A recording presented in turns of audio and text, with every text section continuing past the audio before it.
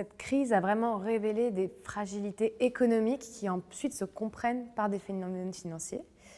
Déjà, la problématique de souveraineté, on n'est plus capable de produire en local, on n'a pas été capable d'assembler un bout de textile et deux élastiques pour faire des masques. C'est bien qu'on a complètement abandonné notre filière textile et d'autres filières. Et ça a vraiment révélé ce problème dans un premier temps.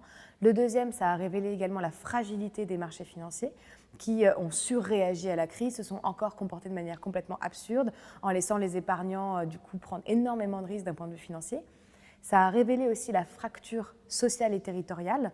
On a vu qu'en termes d'adhésion au discours sanitaire ou de soutien des populations fragilisées, beaucoup ont été complètement mis de côté et les entreprises sociales et les associations ont dû pallier à une partie des défaillances de l'État-providence.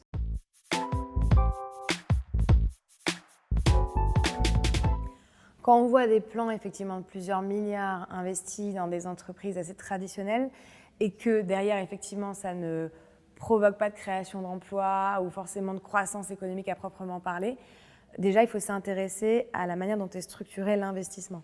Aujourd'hui, ces investissements-là, l'État se comporte comme un actionnaire et l'actionnaire, quel est son but? L'actionnaire, c'est de faire fructifier sa propre valeur économique et ça nous remonte en fait à la fin des années 80, à la grosse crise économique qu'on a vécue qui ont naturellement en fait décroître le profit et la croissance et la financiarisation a remplacé la croissance. Donc en fait, il y a un mythe sur les marchés de croissance qui n'est pas du tout lié à l'économie réelle. Et en fait, du coup, quand l'État investit 5 milliards et que derrière, il n'y a pas d'emplois qui se créent ou d'activités qui se créent, c'est juste que l'État est dans un marché financiarisé dans lequel son investissement, derrière, ne va pas produire de valeur. Et c'est vraiment ça qu'il faut casser et reconnecter l'investissement et la finance avec la production, avec la création d'emplois et avec l'activité économique.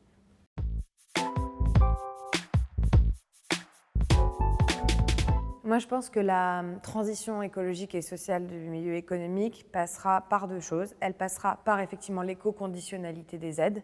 On est obligé aujourd'hui, en tant qu'État responsable, en tant que boussole de l'intérêt général, si je ne m'abuse, c'est quand même le but de l'État, de conditionnaliser l'ensemble de nos investissements à des critères sociaux, à des critères de création d'emplois, à des critères de transition écologique. Après, il faut aussi que les particuliers et les épargnants prennent conscience qu'une croissance à 15% de leurs produits financiers, ce n'est pas possible. Donc s'ils demandent ce type de produit, ils demandent à la banque de faire des bêtises sur les marchés financiers, de spéculer avec leurs investissements, etc. L'économie réelle n'est pas à 15% de croissance. Donc il faut lâcher l'affaire avec ce mythe de la croissance du secteur financier.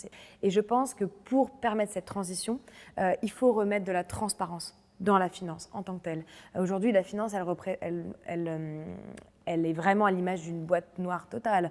C'est pas un paquet de gâteaux. Je veux dire, on n'a pas la décomposition totale d'un produit financier et il faut casser ça. Il faut réincarner, remettre un visage sur la finance et sur les produits financiers. Et je pense que là, on aura un vrai changement de paradigme.